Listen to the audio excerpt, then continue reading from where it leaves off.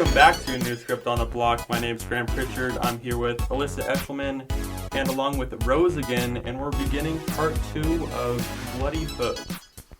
All right, well, we're excited to get started, so we're going to dive in as fast as we can. Just to recap, last episode, if you haven't listened already, please go back and listen to it. Last week, we read the first half of Bloody Hook. It's a great story revolving around an incident that takes place in a small town in Alaska, or am I describing that pretty right? Yep. And it's intense and scary and funny and good. So go listen if you haven't already, because if you haven't, you're going to be very lost. Yes. And then come back and take a listen to this episode as well. We're going to dive on into the second half of Bloody Hook. All right. Interior Nino home hallway night. Susan's still packed suitcase rests against the door down the hall from Izzy's bedroom. Susan's hand gently glides along the wall to the light switch, dimming the light to complete darkness. Don't turn it off all the way. Sorry, I forgot. Susan brings the light to a soft dim glow, perfect for a nightlight. She smiles and tiptoes over to her daughter Izzy, snuggling up in her bed. You always forget. I'm sorry. Susan sits on the bed next to Izzy. You glad I'm home? Izzy nods her head, and it is enough to make Susan smile. I'm never leaving again, okay? I promise. I love you. Izzy closes her eyes, and Susan kisses her on the head, then gently tiptoes out of the room. Kitchen. Susan fills a teapot full of water from the tap, lights the burner, and sets the water to boil on the stove. She peeks her head out the kitchen entrance and then through the window. She and Izzy are alone in the home. Susan snags a tiny white pill out of her purse, then taps it on the counter. She pulls out her ID and crushes the pill underneath it. She snorts it, wipes off the counter, then licks her fingers clean. Susan pops a tea bag in a cup and touches the side of the teapot, barely warm. Susan bites her lip and taps another pill on the counter. She pulls out her ID, crushes the pill, and snorts it. Steam rises out of teapot spout as Susan loses her balance and bumps into the kitchen counter. Chuckling to herself, Susan feels a trickle of blood from her nose. She grabs a hand towel, but before she can stop the bleeding, Susan's vision goes blurry and she passes out. The hand towel slips from her hand and lands on the stove. Susan collapses to the ground as the teapot whistles. The hand towel catches fire, and within seconds the fire spreads to the wall. The whistling teapot wakes Susan to blurred vision that finally focuses on Cormac, sitting in the burning kitchen. What did the boy say to you yesterday? End dream sequence. Interior Old Purge School day. Susan snaps out of her memory in a drab room and finds herself sitting across the work table from Cormac as he organizes a stack of papers. I'm sorry, what? The boy Eli. What did he say to you while you were underneath the bed with him? He wanted to know where he was. He was so scared, and then something happened when I touched him. You touched him? Cormac opens up his notebook, looks at his watch, and writes the information down. Susan tries to see what he's writing, but he turns away from her in his chair. Interior Old Purge School, secure zone entrance day. Susan approaches 2 FBI agents standing guard in front of the security glass door that opens into an entire wing of the school enclosed in bulletproof glass. This is the secure zone. Susan turns around to find Alexander standing behind her with her security credentials in hand. This is where you will be working. We just got this up yesterday, so forgive some of the technical issues that need ironing out. For now, this door is the only way in or out of the secure zone. You'll need this. Alexander hands her a security badge, turns and walks away. She stands awkwardly in front of the 2 FBI agents standing guard. Susan steps up to the door and incorrectly slides her badge through the scanner a few times. An agent turns to her, and she finally gets it right before hastily walking through the door. Interior Old Purge School Secure Zone Day. She steps deeper into the secure zone and eventually walks past a row of sleeping quarters. Each of the prison-like rooms are secured with bulletproof glass, holding a child inside each of them.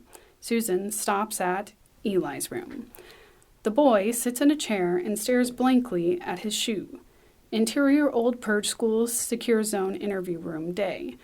Susan hits record on an HD camera attached to a tripod that is parked in front of Eli, who sits in a chair, obsessing over a bloodstain on his shoe.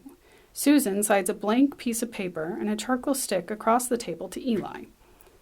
To her surprise, the items catch Eli's attention. The boy reaches for the charcoal and draws a line with a hook coming out of the side.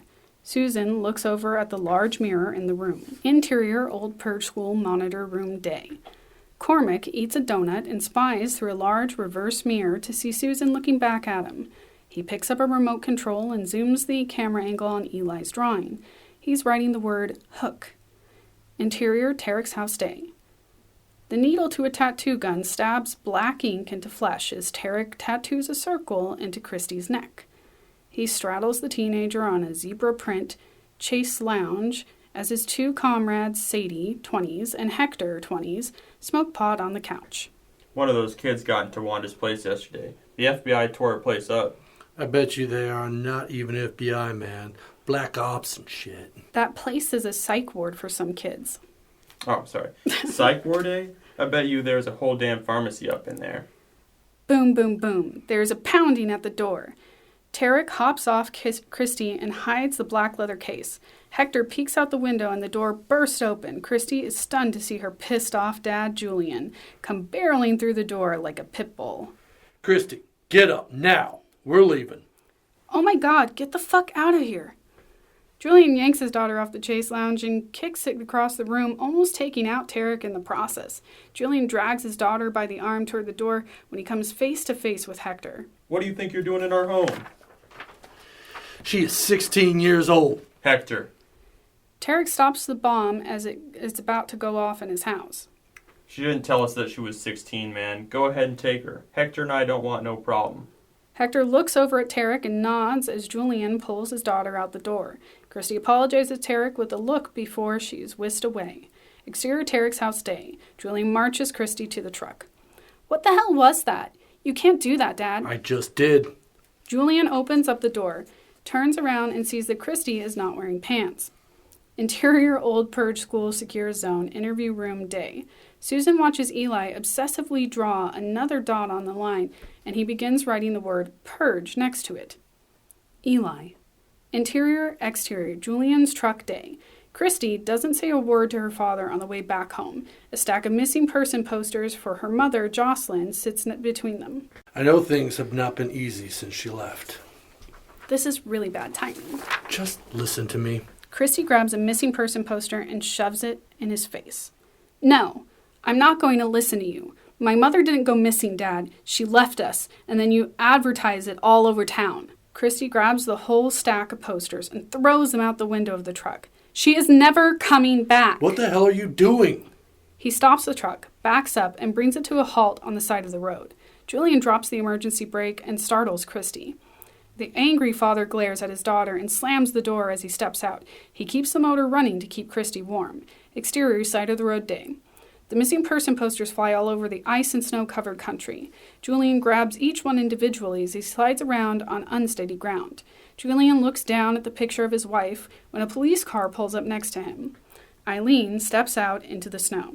I'm not supposed to say anything because it's under investigation, but I thought you should know. What are you talking about, Eileen? They took your brother. What? Who? The FBI came into the clinic last night. I just found out about it myself, but I think I know where they took him. Exterior Old Purge House Day.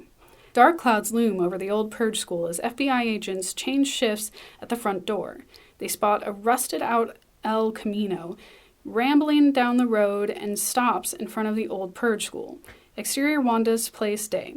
Tarek parks the El Camino in Wanda's driveway, just across the field from the Old Purge School.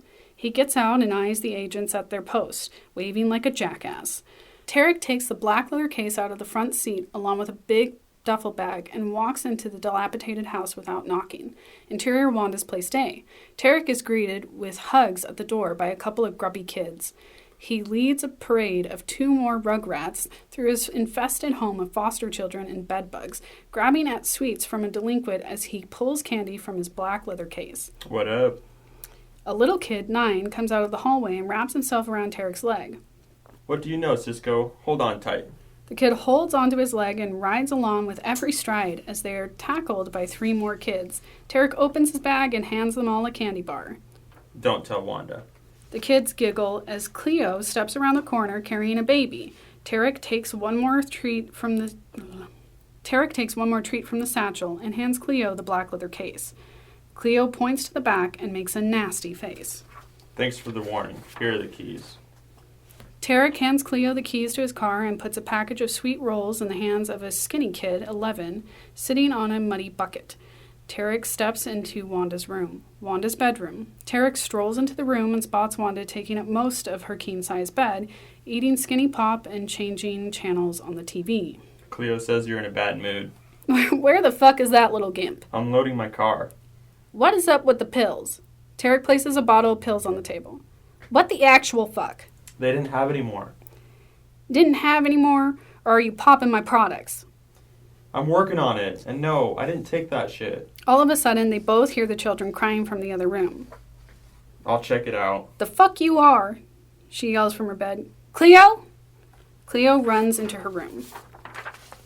Can you please shut the fuck up? Cleo runs out of the room and down the hall, children's room. Cleo hurries into the children's room where all the 9 children have collected, crying out loud. He checks on the crying baby first and turns to the skinny kid wailing the loudest. Interior Old Purge School Monitor Room Day. Cormac watches Eli finishing his drawing of the map, marking Hook and Purge along the coast. He then draws an island out in the bay. He marks a black circle over and over, wearing through the paper. Cormac reaches out and pushes the communication button. In the interview. Interior Old Purge School, Secure Zone, in Interview Room Day. Susan takes a deep breath with a small communication device in her ear as she watches Eli become more obsessed with the black circle he's scribbling onto the page. Is that a map of this place? Eli pays her no attention. Eli, let's play a different game. Interior-exterior Julian's truck day. Christy finally has a pair of pants on as she travels in silence with her father. They eventually come upon Wanda's place, and Christy perks up when she sees Tarek's rusted-out El Camino in the driveway. Julian takes note of his daughter's fondness of the car. You know the people who live in there? Christy ignores Julian's question as he rolls the truck to a stop into a snowbank at the old Purge School. He looks at the rusted-out El Camino in the driveway across the field. I don't think you're going to be here when I get back. Christy doesn't break her silence, staring at the fogged window of the warm truck. Click. Julian locks a handcuff around the wrist of his daughter. Ouch! What the fuck? Unless I do this. Julian locks a handcuff to the steering wheel of the truck and takes the key out of the ignition. He opens the truck door. You've lost your fucking mind. No wonder she left your ass. Julian doesn't react to Christy's razor-sharp words and closes the door, never looking at her once. Fuck you! Exterior Old Purge School Day. Julian trudges through the black snow on the poorly kept driveway that leads to the door.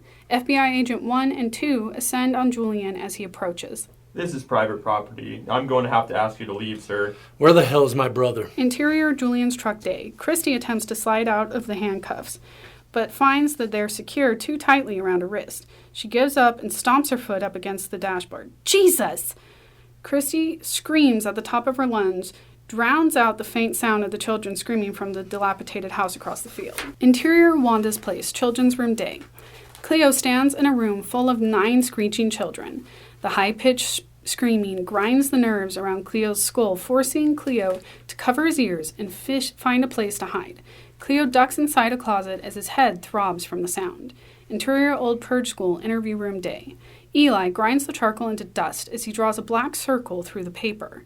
Susan finally gets out of the chair and approaches the boy.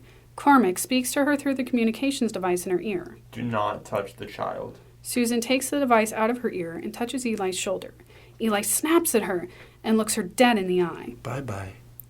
Eli passes out cold and collapses in Susan's arms. Creepy. Interior Wanda's place closet day. Cleo pulls his hands from his ears and realizes the children are now silent. A deafening hush rings in Cleo's ear as he creaks the door open. Wanda's place, children's room. Cleo slips out of the closet to find the room completely empty. All 9 children have disappeared without a trace. He runs out of the room in search of them. Wanda's place. Cleo runs through the house and does not find a single remaining child. Tarek comes out from Wanda's room. What the hell happened, man? Cleo frantically runs out the door, searching for children. Exterior Old Purge School day. Julian does not back down from the advancing FBI agents and pokes one of them in the chest. The agent grows tired of this rambling local. You have my family in there, and I demand to see him. Now! The agent takes a step back and draws his weapon. Lie down on the ground and put your hands behind your head. Interior Old Purge School, secure zone, Eli's room day. Susan places Eli onto a bed, takes off his shoes, and covers him up. Here you go. Eli reaches out and holds Susan's hand. Unable to restrain herself, Susan grips the boy's hand and sits back down in the chair. I'm right here. Exterior Old Purge School day. Cormac and Alexander step out and find Julian, his hands raised over his head as two FBI agents step closer. I just want to see my brother. Alexander greets Julian with a bit more respect. You can put your hands down. I'm sorry about the security, but it is a necessity. I'm sorry to inform you that your brother, Officer Michael McFall, is under quarantine. We have reason to believe he is infected with a highly contagious disease. We cannot let you see him without keeping you under quarantine as well. Like hell, that's what I thought. Just then, Cleo runs around the side of the building. The kids, they're all gone. All of them. What did you say? They were screaming like crazy and then just stopped. Now they're gone. Cormac turns around and walks directly to an armored van. Alexander follows. Code black. Code black. Julian overhears their exchange before looking over at his truck to find it empty. Christy is gone. Christy! Julian hurries to his truck. Christy! Julian is almost run over by a van full of FBI agents evacuating the area. Two more armored FBI vans tear off down the road as Julian swings open the door to his truck. Interior, exterior, Julian's truck day. Julian lands eyes on a pair of bloody handcuffs dangling from the steering wheel with a hunk of torn flesh wedged in the teeth. Christy! Christy! Christy! You always end on like something really grotesque I and know. terrifying. Every single time it ends, it's like a cliffhanger. Yes, It's great. pattern. He's prepared for those commercial breaks. All right. Interior, Old Purge School, secure zone, Eli's room day. Susan holds Eli's hand, waiting until she's sure the boy is fast asleep. She slips out from under his grasp and sneaks out of his room. Eli opens his eyes with a malicious glare and watches her tiptoe across the floor. Old Purge School, secure zone. Susan steps out of Eli's quarters into a dead silent room. She looks into the next sleeping quarters and finds it empty. Susan wrings her hands as she peers into the next empty sleeping quarters. Hello? There's no response. The secure zone is completely empty. She hurries back into Eli's room. Old Purge School, secure zone, Eli's room. Susan steps into the room to find Eli missing and a folded up piece of paper laying on the bed. Eli? Susan slowly picks up the paper, unfolds the page, and reveals Eli's drawing of the map. Oh my God. Old Purge School, secure zone entrance. Susan exits the secure zone, ensuring the bulletproof glass behind her is locked. She notices there are no guards at the entrance and peers down the hall. Hello? Her call goes unanswered. Exterior, Old Purge School day. Julian runs over the frozen tundra, scanning the horizon for his daughter. Christy! She's gone. Julian spins around to see Tarek standing in the snow, shivering in a t-shirt. Our kids are gone too, man. Get the fuck away from me. I'm going in this school. Julian won't look at Tarek. She might be in there. Christy! Well, she's not out here. Julian marches back to the Old Purge School, not even glancing over at Tarek. Interior, Old Purge School day. Julian and Tarek sneak into the Old Purge School like a grizzly and a rattler fighting over a chicken bone. Tarek lands eyes on the pharmacy and darts down the hall. Where are you going? I'm not here for your daughter, man. Peace. Tarek slips inside the pharmacy like a kid in a candy store. Julian grits his teeth and marches on. Come on. Cleo doesn't move. What's going on? Susan steps out behind Julian. How'd you get in here? Julian spins around as Cleo backs into the shadows. The door was open. You need to leave. Our kids are missing and we think they might be in here. Julian looks back and sees that Cleo is gone. Why would you think that? I don't have time for this. My daughter is hurt and I need to find her. Susan takes a step back when she sees a violent spark in Julian's eyes. Let me talk with my team. Maybe we can help. You don't have a team. This place got evacuated. You got left behind. They're gone? All of them? Yeah. What do you know about Code Black? I don't know. What are you talking about? I heard them say it before they all jumped into those vans and took off. And yes, all of them. Susan looks down at the hand-drawn map in her hand. I might know where they went. Maybe even the kids. Where? I need a boat. This podcast is brought to you by Arizona Studios. Arizona Studios, a full-service video content specialist. We're here to illuminate your message and compel your audience to take the right action. For more information, head to our website at arizonastudios.com and be sure to tune in for more content on Facebook, Instagram, Twitter, and YouTube.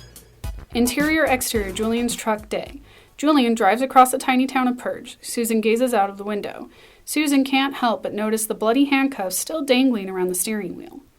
What is so important about this island? I don't know. Do you think Christy is going to be there? I don't know. Then what the hell do you know?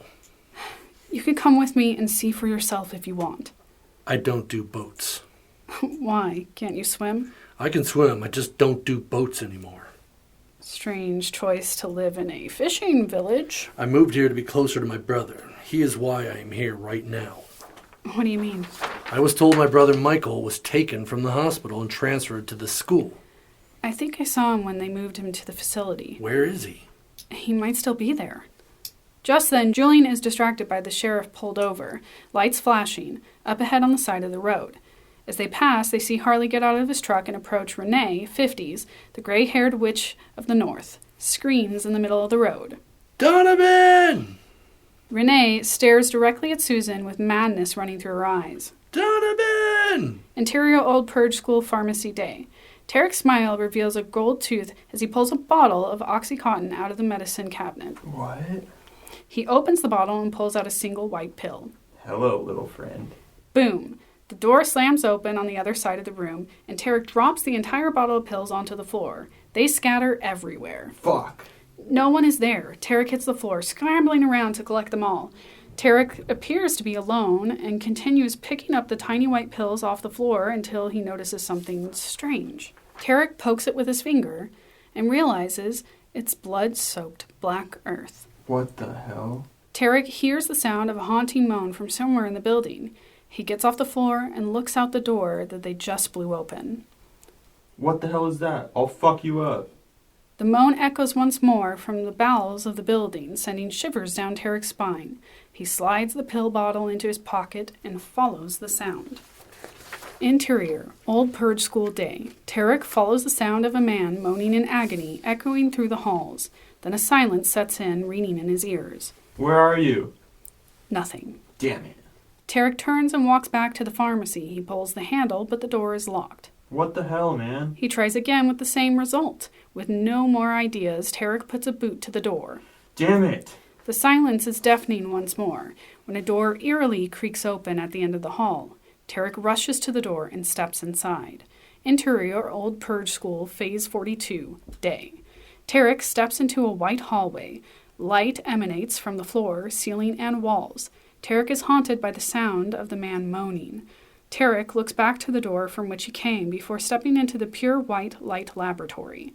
The moaning draws Tarek around the corner, revealing a hideous sight. Michael lies listless in bed, his wound now twice the size. Black soil oozes from a hole in Michael's gut and tumbles to the ground. What the hell? Michael's bloodshot eyes open and the half-dead officer reaches for Tarek. Cleo watches through the open doorway, hiding in the shadows of the Old Purge School. Interior-exterior, Julian's truck, Purge Coast Day. Julian drives through the fog along the coast. Susan, anxiously sitting co-pilot, scans the road ahead. Where are we going? To the docks. The guy's name is Aguda. He's a fisherman.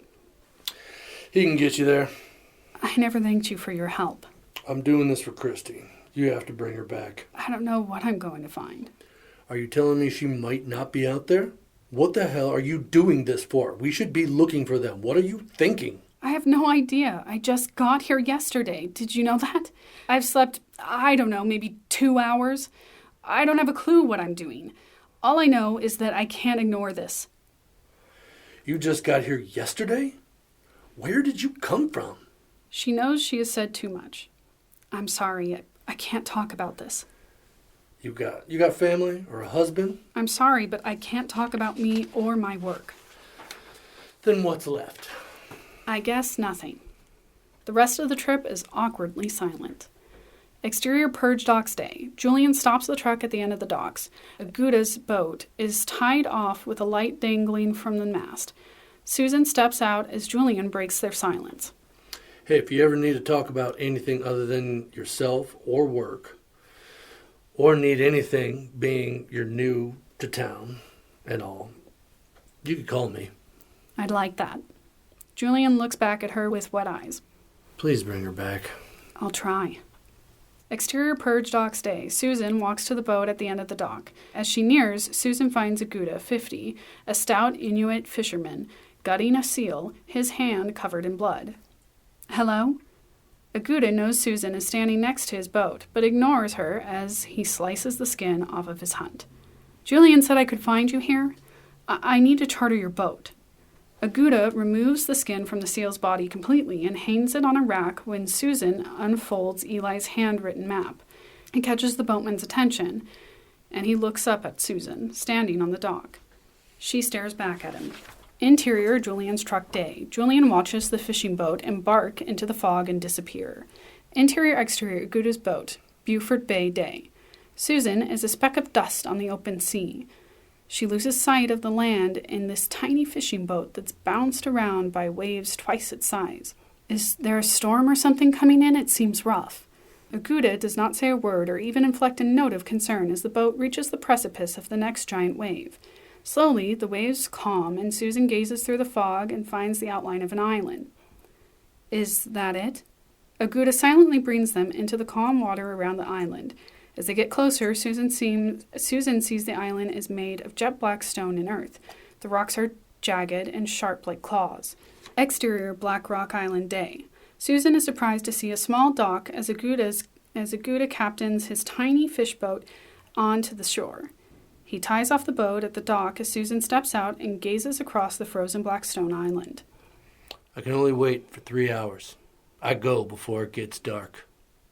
I'll be back.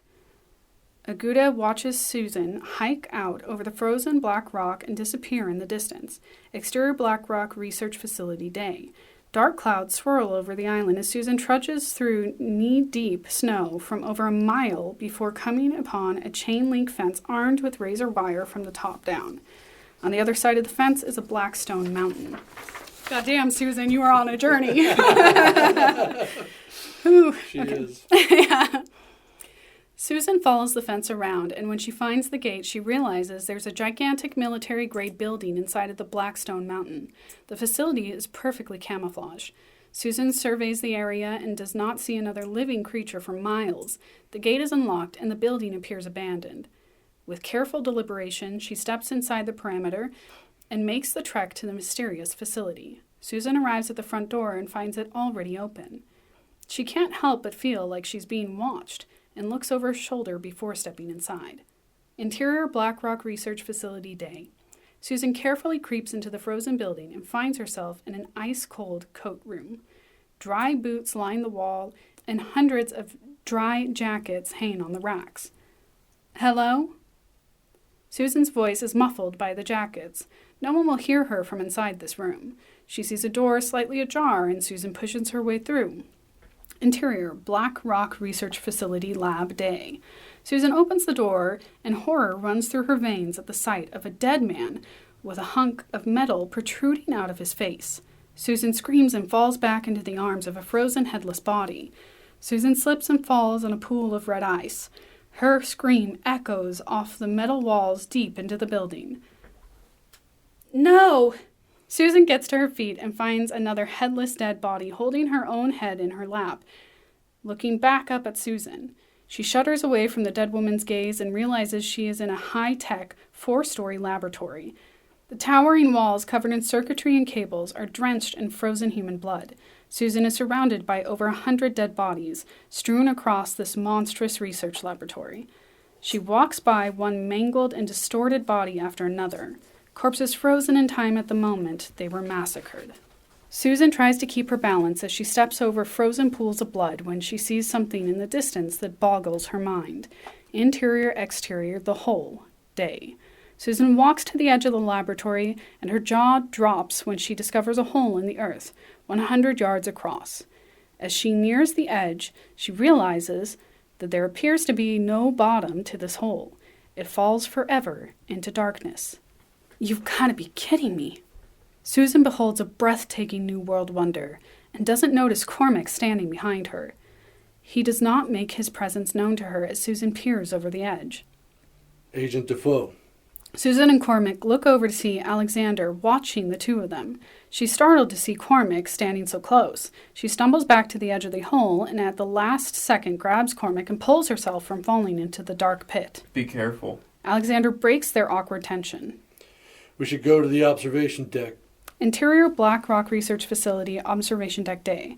FBI agents open a 2-foot-thick security door, enabling Susan, Cormac, and Alexander's entrance.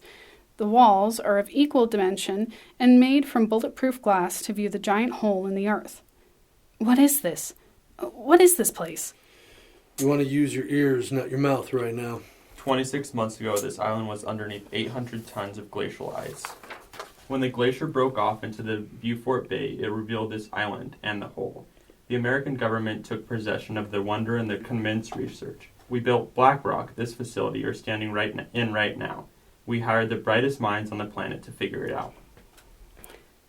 Figure what out? There is no bottom to this hole. We have sent cameras, drones, communication devices, all gone. Gone? Whatever goes into the hole never comes back out. What happened to all of those people? 2 days ago, every person in this building turned on one another. What? They killed each other. Every one of them killed one another until every person in this building was dead. The next day, local police discovered a second massacre in Hook. It all hits Susan at once as she steps over to the glass wall, looking over the immense hole in the ground. Code Black. You thought it was going to happen a third time. We don't know what is happening. The children are the only ones who might have an answer. But we don't know where they are. Susan gazes out the window at the bottomless dark chasm, and suddenly she hears the faint sound of a child screaming for their mother. She turns and tries to open the security door. Open it. Where are you going? I need to get out there, now. Open the door. The FBI agents unlock and pull back the massive door. Susan hurries out, and Alexander hurries out after her. Interior the whole day. Susan runs out into the cold black stone and stops as she beholds the massive hole in the ground. Susan listens, and there's no doubt what she hears. Mommy! Izzy? Susan hears her daughter's voice fade away. Izzy! End. Wow. Oh, God, man. Chills, yeah. That was really fun To read? Yeah, thank you. That was very fun. Thank you very much for... Oh, no, narrating. please. Thank you Great. so Thanks much for bringing it in. I love this, and there's so many, how do I put it, like... You know the first time you watch something and it makes you think of, I don't know, like other things that you like, and that's kind of how you gauge, like, what about this do I dig so much? I like this a lot, and it, I don't know, I feel like it draws on elements from just a lot of cool horror things. Like, I love how you don't shy away from violence and how it can be very grotesque and, like, visually, like, disturbing. Mm-hmm. It reminds me so much of, and we've talked about him on the show before, but there's this short story by a Japanese artist called Junji Ito, and it's a story that takes place around these people who are being called to this piece of earth that is like a hole in the earth that's just calling them to walk into it, and it's like this endless nothingness that's like perfectly shaped for each person that's it's calling to them. Mm-hmm. And I love that element of your piece that has like this natural horror where something is happening that's obviously on a godlike, right, like, you know what I mean, like something in nature on earth that is happening that we have no control over. Mm-hmm. And don't completely understand, and it's somehow drawing humans into it. I love that. It's so spooky and uncomfortable. You saying that, it kind of makes me think of like Stranger Things. Oh, yeah. Where it's like this hole or whatever that only the FBI knows about, pretty Yeah. much. And I don't know like where this is going. I don't know what your idea is for, like if there's even anything in the hole, but it just this like entity that is maybe taking them, or I don't know. It feels like that in a way a little bit. And I love Stranger Things, so. Just a little bit of that, and I really like it. I think it's great. Yeah, I wrote this probably about 2 years before Stranger Things. Oh, I'm not Yeah, saying no. that. I'm saying I took. it's definitely a lot more mature than once Stranger that. Things, Yeah. It's interesting that once Stranger Things came out, the few producers who did read this script, all of a sudden, like, hey, remember that kid script you got? We're really interested, and like it. So I thought it was really interesting to see how Stranger Things it's like similar. opened up the door, Yeah. and now like people are definitely looking for another kid Like, stories about horror-driven kids. thing.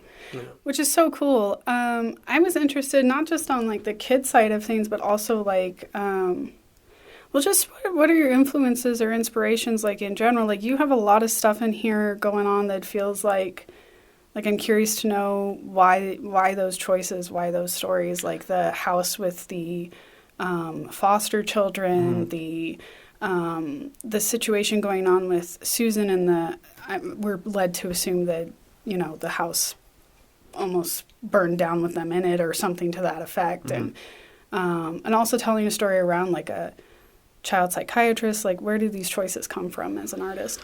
This was the first time I tried to bring the most of my own family and my own life into a story. Like I always tried to like look out into the world and try to tell someone else's story. And I realized that it was time for me to get, when people say you got to write what you know, I don't think they always meant write like, Topics I should be writing about screenplays. That shouldn't be what I write about. Yeah. Like what I discovered was I need to start. So every name in this screenplay is someone in my life. Yeah. Christy is my sister. Susan is my mother. Julian is my father. And are the characters pretty directly like similar or no? Not at all. Oh, okay. That was that's what I learned was every time I say their names, it gives me this zing. Like I know Christy. Like and I have an emotion when I hear the word Christy. Yeah. And that's what I respond to. Okay. Like that's what I discovered is by putting people I know, and then producers can change all these names when they want to down the road. I just discovered during my process when I saw the name Julian, and it happened in this read through. Every one of these characters, there's a few that I don't know. I don't know Tarek and I don't know Cormac. Mm-hmm. I've never met those. I don't know those people. Yeah. I just love the names. Yeah. So those are the two that kind of came out. But I started to dig in and try to find out who they are. And what's kind of interesting is you're going to discover something specific. I just realized this now. Those two characters end up not being who you think they are. Yeah. And I think it's so bizarre that they're not somebody I know in the real world, but like Michael's like an ex-brother-in-law. And like I really found that I emotionally connected to the story more. Oh, and like as a writer. And you notice that she's got an Oxycontin problem. Yeah. Like, I was like, I'm Susan. Like, I put myself right in the middle of this. And, and then you bring it back up with Tarek, too, which I thought was interesting, that he's also immediately drawn to, like, a similar situation. And it's like, okay. He is the supplier of her problem. Yeah. And he's the one who brings her to this island. Yeah. Like, you start to unfold and start to see that Tarek and Susan, their lives are going to start coming together. Yeah. Relationship. She does not want to get to know Tarek. Yeah. And, of course, the one person she related to on this whole trip so far has been Tarek. She had like a moment of like relaxation. She could actually joke halfway with one character the whole time was her drug dealer. Yeah. So you can kind of see the direction where she's heading. Yeah. For sure. I don't know what draws me to children outside like I keep having this theme, and like Speak No Evil is about possessed children. Yeah. Like the best I can come up with is, because what I'm working on right now revolves around like a child is the lead in the story, and this time I'm using Greta, the environmentalist activist, as a form of inspiration for me. And like I'm highly inspired by the kids in Florida after the shooting. Like we are seeing more than ever children realizing that they have been screwed. Yeah. And they are now taking charge. Yeah. And I think this is a common theme that I'm now seeing, like I'm seeing Seen in in lots your of my work, work yeah. where they are the innocents, and I surround them Yeah. with adults who fuck up a lot. Yeah. Like, Yeah. like that, Yeah. if you notice, not single. Alexander is the closest one to kind of being an adult who makes right decisions, but Yeah. Cormac is an asshole, and you're going to discover something Yeah. really bad about Cormac down the road. Well, and the kids in this story too, like, have very mature behavior as well. Like, they, you know That's what I true. mean? Like, you've got Christy going out and getting a tattoo and wanting to be like associated with someone who's much older than her, and you've got, you know, Eli obviously being a little disturbed or deranged or ill, and then Cleo even is like, you know, this kind of powerhouse in their home. Like, he takes care of the kids, and you can Right. see that he's almost like more of a parent than, you know, the actual adults in the household, and he's responsible. Yeah. Actually, yeah, Cleo's. I forgot. Cleo is one of my responsible. Well, Yeah. he's the kid who Yeah, was forced no. into adulthood. Yeah. Yeah, so he's right. Like, and I think it's really interesting that Cleo didn't go. Yeah. When all the children Disappeared. Disappeared. Yeah. He stayed behind. So, and I think he was also equally surprised Yeah. when he was just like, "Holy shit! Like, all my siblings are gone." Yeah. Like, Yeah. I think it's a problem for, like, it's one of the one of the issues he's going to have to face. I'm really excited to see where it goes. I hope that you have good luck getting it, you know, picked up so that we can see the rest of the story, because me too. Yeah, I it's would love great. to. As far as other influences, I know I was highly influenced by the Lost. Yeah, The island, or the whole is the island. is the island. Yeah, that is ultimately is this. I loved that the island could be this thing that could constantly throw new problems at our characters. Right. If there's anything that I feel like I really love about writing episodic, is the cliffhangers. I mentioned that at the kind of our last episode. I kind of talked about how much I believe that that's where series, like Yeah. why I love writing series, and Yeah. where why it's so great is the endless amount of problems that you can throw at these characters. Yeah, I love that traditional series too has changed so much. You know, like nowadays you have like the mini series where it's like really long episodes that only go for like 8 episodes, or you get these series that last for like, you know, years and years and years, or like it's really varied so much from what it used to be that it's now we've gotten to a point, thanks to mediums like Netflix and Hulu, where like a series is whatever it takes to tell the story, and it doesn't necessarily have to be more than that, and it doesn't necessarily have to be like less than what you want. It's cool, and like, so there's been great debate over format. Like, Oh yeah. writers are like, are you Save the Cat, or are you like, like you don't have to live within these rules? But I've got to say, every time I've like written by the rules of Save the Cat, Yeah. I get screenplays done Yeah. ridiculously fast, and I Yeah. love the creativity within the boundaries that Yeah. Save the Cat gives you. Yeah. But I don't fucking look at that book when I go Yeah. into episodic. Like, I don't give a fuck where the Yeah. midpoint is. The rule of the midpoint of a TV show. Yeah. Like all of those like rules that you're getting out of these screenwriting books out there and stuff, fucking throw them out the window now. Like, that's what's so really exciting. Yeah. I fucking, like, now what I do to prep, I get out a Google Doc. Yeah. And on my left side, I have my list of my characters. Yeah. On my top side, episode 1, episode 2, episode 3, all the way down to 10 episodes for a season. Yeah. And I kind of give each one of those characters a moment. Yeah. And I kind of summarize, and every character gets a moment in Yeah. every single episode. Then down below that, what I do is I'll say episode 1, and then I give myself 5 columns, 5 acts. Mm-hmm. And then I kind of use that as my scene card. So a column may have 5, maybe 6 scenes. I love hearing this stuff because I'm a person who likes to formalize, like, I need some sort Process? of visual something Yes. for my process so I that I gotta can have start process. writing. And it gives you rules. So Yeah. now I have 5 squares. And I have to write one scene. So last night, it was at the end of my night. I was ready to freaking call it. It was like 8 o'clock. And I was like, my girlfriend gets home like at 10:30. I had 2.5 hours left in my night. Yeah. I could stop and play my favorite video game right now, which is Civilization. But In case anyone wants to know. Or Yeah, follow him on Twitch.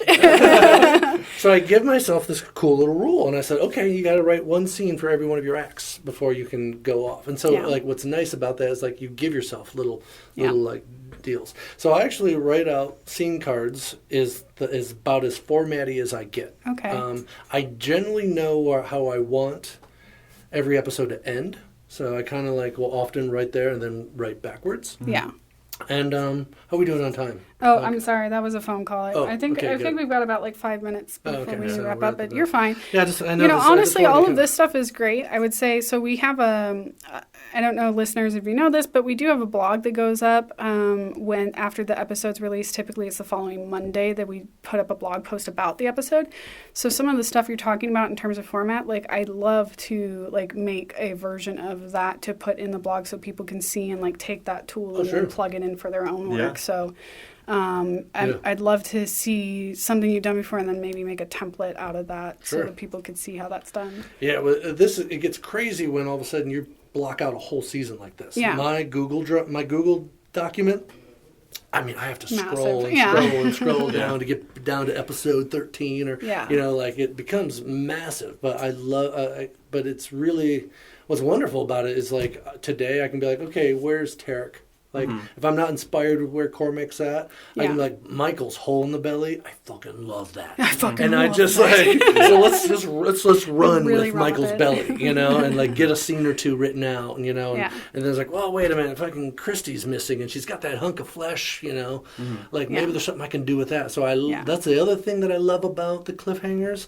Is I just give myself gold mines full of ideas. Like every time I don't always know where it's gonna go, but man, does it inspire? Just hearing what's happening to the characters, and then it just like allows me to let my imagination roll. And I got this spreadsheet that allows me to put these ideas in all kinds of places. Well, and so every character gets an arc. That's my main goal. Even Alexander, where Alexander's story goes, man, like he gets stuck.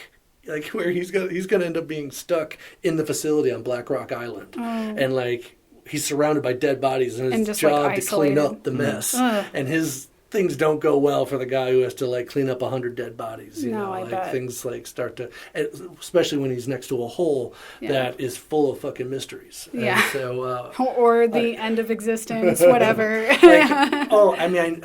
Man, it's killing me not to say. Not to say more. Like, we're getting I could see our buddy Nero walking in, probably to not so discreetly tell us that our next guest is already here. Right on. All right, No, of course I can't. I do not want to ruin it, but like, man, it's so exciting what the whole actually is. We're so excited to hear more. I mean, keep us posted and update us and let us know how it goes because, man, we will be the avid fans as soon as it's out there. Hey, everybody, contact Phoenix Films. All right, Phoenix Films is sitting on it right now. They're reading it. Yeah, it's in their development staff's hands, and like they told me already that they're only looking for existing IP. Okay, but man, I swear to God, a stranger out of the blue that says, "Hey."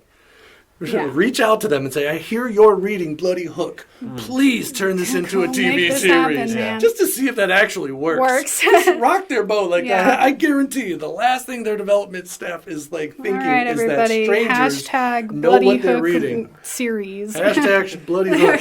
Phoenix Films is the name of that company. All right. Reach out to them. Tell them you want to see it. Roze, it has been so much of a pleasure having you on, and we're probably going to ask you plenty of more questions off the air. But we appreciate it. We love to have you again some other time on whatever you're working on.